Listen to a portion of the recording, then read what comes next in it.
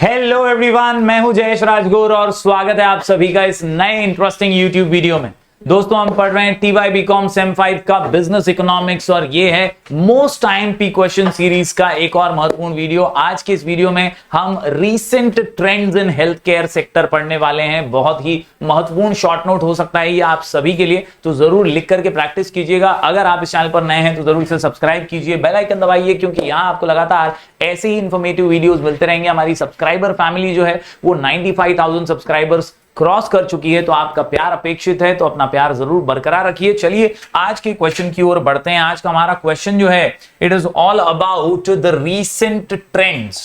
Recent trends in the health care sector. मतलब जो नए दौर में नई तकलीफें हेल्थ केयर में हम देख रहे हैं उन्हीं के बारे में बात होने वाली है। The health care sector in India is currently undergoing enormous transitions and growth. तो फिलहाल कोविड के बाद तो देखा गया है कि बहुत सारे बदलाव जो हैं वो देखे गए हैं और आने वाले दिनों में भी ढेर सारे बदलाव हम एक्सपेक्ट कर रहे हैं, क्योंकि कोरोना ने एक तरीके से आईना दिखा दिया है कि हेल्थ केयर सेक्टर की हालत वाकई में कैसी, और अब हमें इससे उबरना है और आगे बढ़ना है, तेजी से आगे बढ़ना है। तो चलिए एक एक करके चीजों को समझते हैं बारीकी से। सबसे पहले अगर बात करें तो कुल मिलाकर के रीसेंट ट्रेंड्स में we have 9 points over here.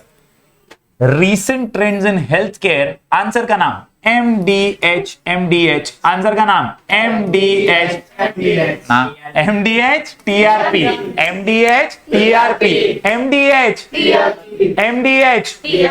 Recent trends in health care, answer का नाम MDH।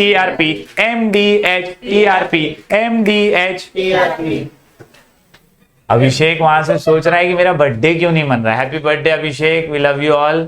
जो भी लोग देख रहे हैं कमेंट में, अभिषेक हमारे एक मित्र हैं, स्टूडेंट हैं हमारे, उन्हें हैप्पी बर्थडे जरूर लिखिएगा। Happy birthday and enjoy your birthday. इसका इंस्टा आईडी हम डिस्क्रिप्शन में डाल देंगे, कोई जरूरत नहीं फॉलो करने की, पढ़ाई का टाइम पढ़ाई करो। चलिए, medical tourism, M for medical tourism, D for drug and pharmaceuticals. यानी देखिए एक एक करके कैसे हेल्थ केयर में इंप्रूवमेंट लाने की कोशिश कर रहे हैं। सबसे पहले M से मेडिकल टूरिज्म, ये एक नई चीज लॉन्च कर रहे हैं। इसके अलावा ड्रग एंड फार्मास्यूटिकल्स पे ध्यान दे रहे हैं। H से हेल्थ इंश्योरेंस, T से टेलीमेडिसिन, R से रैपिड ग्रोथ, R से एक और rapid expansion in health care infrastructure, यानी अस्पतालों की संख्या बढ़ाना, बेड्स की संख्या बढ़ाना, जो इक्विपमेंट्स, जो इंपॉर्टेंट मशीनरी जो लगती है अस्पतालों में, उनकी उपलब्धता बढ़ाना, that is the expansion in health infrastructure. इसके अलावा role of traditional medicines, rising investment in health care facilities and public and private providers of health services. तो इस प्रकार से सरकारी निवेश और सरकार के अलावा प्राइवेट लोगों का भी निवेश इसमें हो, ऐसी कोशिश हम कर रहे हैं। तो इस प्रकार से हेल्थ केयर सेक्टर के ये रीसेंट ट्रेंड्स हैं। चलिए बारीकी से हर पॉइंट को समझ लेते हैं। MDH TRP, let us begin. सबसे पहले M for medical tourism. Yes, medical tourism क्या है भाई? ये कौन सा टूरिज्म है जो हमने देखा नहीं अब तक? घूमने फिरने के तो आदि हम हैं ही, लेकिन यहां पर मेडिकल टूरिज्म की जो बात होती है तो याद रखिए India is becoming a hub. कहीं पर ऐसा टूरिज्म जो है उतना ज्यादा पॉपुलर नहीं है जितना इंडिया में अब धीरे धीरे हो रहा है। For medical tourist seeking quality health care at affordable cost, यानी दुनिया भर से लोग योगा से होगा ये सोचकर इंडिया विजिट करने लगे हैं। और इंडिया में आयुर्वेद ये बहुत प्रचलित है, बहुत फेमस है। दुनिया भर में हमारी आयुर्वेदिक दवाओं की मांग है और इसीलिए कई विदेशों से लोग जो हैं वो आयुर्वेद की खोज में भी और आयुर्वेदिक इलाजों के लिए भी यहां पर आते हैं। साथ ही साथ हेल्थ केयर इंडस्ट्री हमारी अब ग्रो हो रही है, बढ़ रही है आगे, और सस्ते दाम पर भी इलाज करके यहां पर मिल जाता है, और इसीलिए कई बीमारियों के इलाज करवाने के लिए विदेशी टूरिस्ट भी यहां पर आ जाते हैं। साथ ही साथ हमने गोवा जैसी जगहों पर बहुत टूरिस्टों को देखा ही है धूप सेकते हुए। तो आप सभी को अंदाजा हो गया होगा कि क्योंकि हम नेचुरली एक ऐसे एनवायरनमेंट में रहते हैं जहां पर बहुत ज्यादा सनलाइट और सनरेज अवेलेबल हैं, और इसीलिए कई देश के लोग जिनको वो अवेलेबल नहीं है वो भी यहां पर आते हैं, and that is what is called as medical tourism.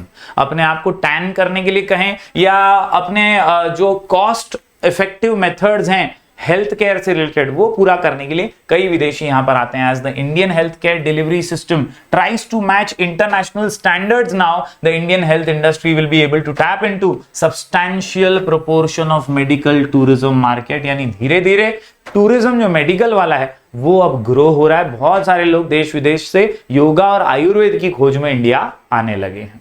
बढ़ते हैं आगे। मेडिकल टूरिज्म के बाद एमडीएच के अंदर अगला पॉइंट है ड्रग एंड फार्मास्यूटिकल्स। इसके प्रोडक्शन में ग्लोबली हम बहुत बड़ा कंट्रीब्यूशन कर रहे हैं। मतलब मैन्युफैक्चरिंग में अब ड्रग और फार्मास्यूटिकल्स की इंडस्ट्री में इंडिया बहुत बड़े स्थान पर पहुंच चुका है। दुनिया भर को हमने वैक्सीन भी कोविड में दी थी। उसी प्रकार Indian pharma sector is the largest provider of generic drugs globally, provides around 50% of the global demand for vaccines and supplies about 80% of drugs used globally to fight AIDS। तो इस प्रकार से अलग अलग बीमारियों के लिए अलग अलग ड्रग्स और फार्मास्यूटिकल्स मेडिसिन जो हैं 50% तक इंडिया पूरे दुनिया को प्रोवाइड कर रहा है। तो हम कितने बड़े लार्ज स्केल पर मैन्युफैक्चरिंग आप समझ सकते हैं। Pharmaceuticals exports were valued at $19.4 billion in financial year 19। India allows 100% FDI in greenfield pharma projects under automatic route and up to 74% through automatic route in case of brownfield project. Government's approval is required for FDI beyond that। तो कहीं ना कहीं greenfield में 100% तक हमने बाहरी निवेश यानी दूसरे कंपनियों का निवेश लेना शुरू कर दिया है और ब्राउन फील्ड में 74% तक हम बाहरी निवेश बाहरी कंपनियों का या फॉरेन कंट्रीज का इन्वेस्टमेंट ले रहे हैं। तो already this sector is growing and booming.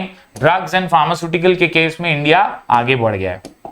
Then recent trend के अंदर अगला ट्रेंड है हेल्थ इंश्योरेंस का।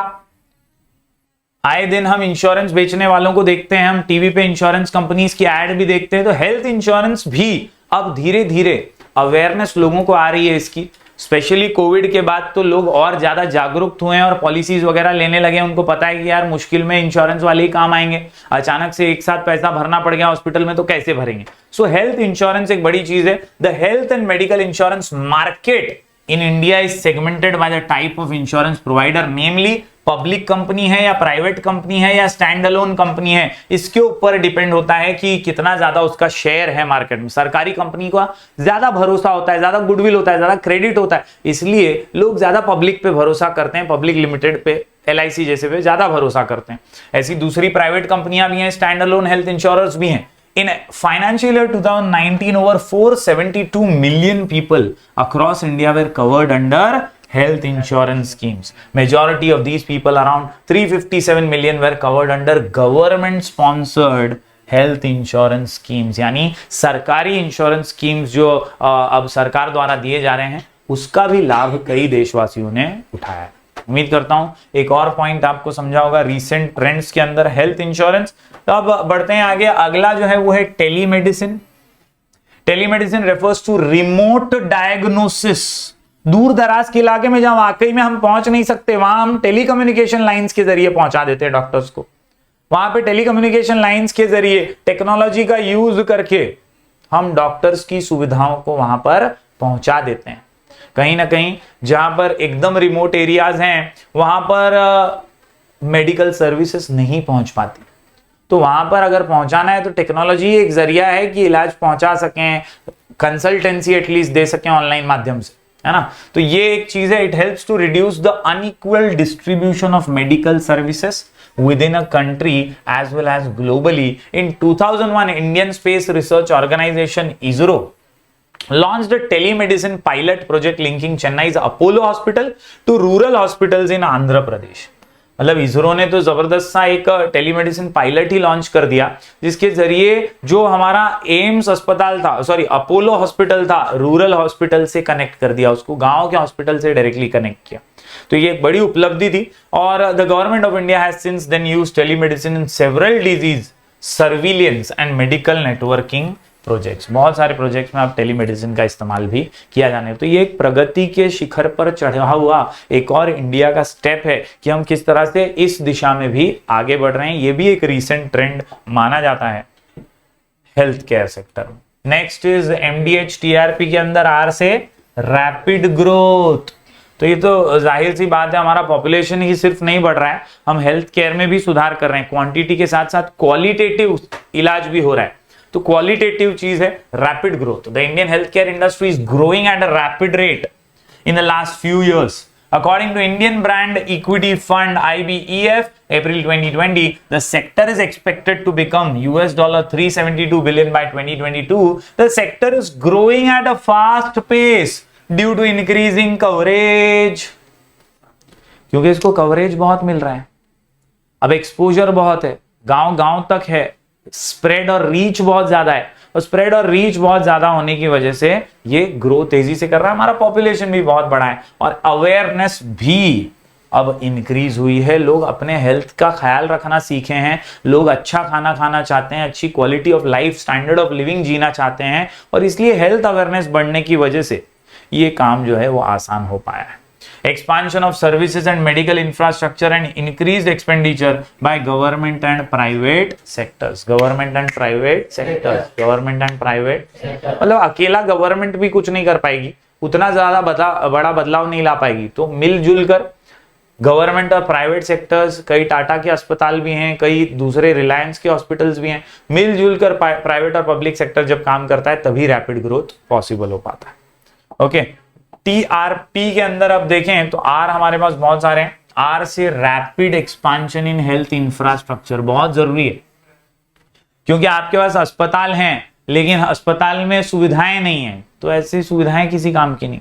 रूरल एरियाज के अंदर अस्पताल ही नहीं है, अगर पेशेंट को ट्रैवल ही करवाना पड़ता है एक जगह से दूसरी जगह, और वो ट्रैवल करने में ही बेचारा मारा जाता है, जान उसकी चली जाती है, दम तोड़ देता है इलाज होने से पहले ही, तो ये तो बहुत बड़ा लैप्स है इंफ्रास्ट्रक्चर में।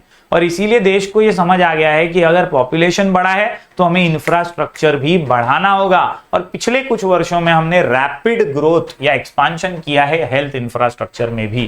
There was substantial expansion in health infrastructure in India in terms of health care facilities and personal. Primary health centre जिसको हम PHC बोलते हैं, जो हमारे जिलों में, डिस्ट्रिक्ट में, अपने यहाँ वसई में भी है, वर्तक कॉलेज के पास है, कई जगहों पे वसई गांव में भी आपने देखा होगा। तो प्राइमरी हेल्थ केयर सेंटर गांव गांव में, शहर शहर में बनाए जा रहे हैं सरकार द्वारा, ताकि कोशिश हो सके कि ज्यादा से ज्यादा रिमोट एरियाज में पहुंच सकें। Are the corner store for the rural health care system. They attempt to provide routine medical care to the vast majority of people in the countryside. Understood? ज्यादा से ज्यादा लोगों तक पहुंच सकें, इसके लिए PHCs खोले जाते हैं।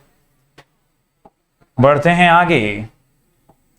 The next one is R for role of traditional indigenous medicine. आज भी घर घुती इलाज सबसे पहले इंडियन पेरेंट्स प्रेफर करते ही, फिर वो हर्बल हो, तुलसी खा या नीम का काढ़ा पी ले, अदरक वाला काढ़ा पी ले, ये सारी बेसिक हमारी जो हर्बल मेडिसिन जिसको हम ट्रेडिशनल मेडिसिन बोलते हैं, वो भी हमारे हेल्थ केयर सेक्टर का एक बहुत अहम हिस्सा है। The two main forms of traditional medicine practised in India are the Ayurvedic system and the Unani system. यहाँ पर herbal medical practice, the Ayurvedic system deals with causes, symptoms, diagnosis and treatment based on all aspects of well-being, फिर वो mental हो, physical हो या spiritual. और इसीलिए आयुर्वेद बहुत वर्षों से, ऐसा नहीं कि अभी अभी आया, अभी तो अवेयरनेस आया है, वर्षों से चला आ रहा है, प्राचीन काल से चला आ रहा है, राजा महाराजाओं के टाइम से चला आ रहा है, और इसीलिए आयुर्वेद इतना प्रचलित है कि वो दुनिया भर में इतना पॉपुलर, सिर्फ इंडिया में नहीं, दुनिया भर में, बिकॉज ये सिम्टम्स देखता है, कॉजेस समझता है और डायग्नोसिस भी उस प्रकार से देता है। अंडरस्टूड? तो बहुत इंपॉर्टेंट है role of traditional medicine in India. Then rising investment in health care facilities. आर से ही 3-4 पॉइंट्स हम कर रहे हैं एक एक करके। राइजिंग इन्वेस्टमेंट, दिख रहा है कि इसमें कमाई भी है, इसलिए इन्वेस्टमेंट भी बहुत इसमें हो रहा है।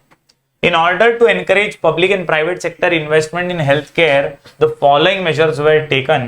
एक तो infrastructure status has been accorded to hospitals. अस्पतालों को दर्जा दिया जा रहा है, विशिष्ट दर्जा, ताकि उनका इंफ्रास्ट्रक्चर वो सुधार सकें। Provided lower tariffs and higher depreciation on medical equipments. जो टैक्सेस वगैरह हैं वो मेडिकल इक्विपमेंट्स पे कम लगेंगे, ऐसा भी सरकार ने निर्णय लिया है ताकि और ज्यादा हॉस्पिटल्स में इंप्रूवमेंट आ सके। अगर प्राइवेटली भी कोई अपना हॉस्पिटल खोल रहा है तो वो ये बोझ से पीछे ना रह जाए कि मुझे इतना टैक्स भरना पड़ता है, उतना टैक्स। टैरिफ का रेट भी लो रखा गया है सरकार द्वारा on the equipments which are for medical purpose. Understood? तो यही वजह है कि इन्वेस्टमेंट अब राइज हो रहा है। रिसेंट ट्रेंड के अंदर आखिरी कुछ points, public and private providers of health service. मैंने शुरुआत में भी आपको बोला कि सिर्फ सरकार के ऊपर बर्डन डालेंगे तो सरकारी अस्पताल इतनी बड़ी 125 करोड़ देशवासियों की आबादी को नहीं संभाल सकती। कहीं ना कहीं प्राइवेट हॉस्पिटल्स का बहुत अहम योगदान है कि आज हमारी हेल्थ केयर सिस्टम कोविड के दौर में चरमराई नहीं। समवेयर और the other you need to understand कि सिर्फ और सिर्फ अगर सरकारी अस्पताल होते तो शायद इतना अच्छे से हम काम नहीं कर पाते। दोनों ने मिलजुल कर काम किया, इसीलिए प्राइवेट और पब्लिक का जो समन्वय है, इन दोनों के मिलजुल कर काम करने की वजह से हम कोविड जैसी महामारी को बहुत बेहतरीन तरीके से रोक पाए। The health sector in India has a mix of both public and private providers. The private sector and the quality of care provided is variable, ranging from informal providers, quacks, to individually run nursing homes, to large polyclinics and multi-speciality hospitals.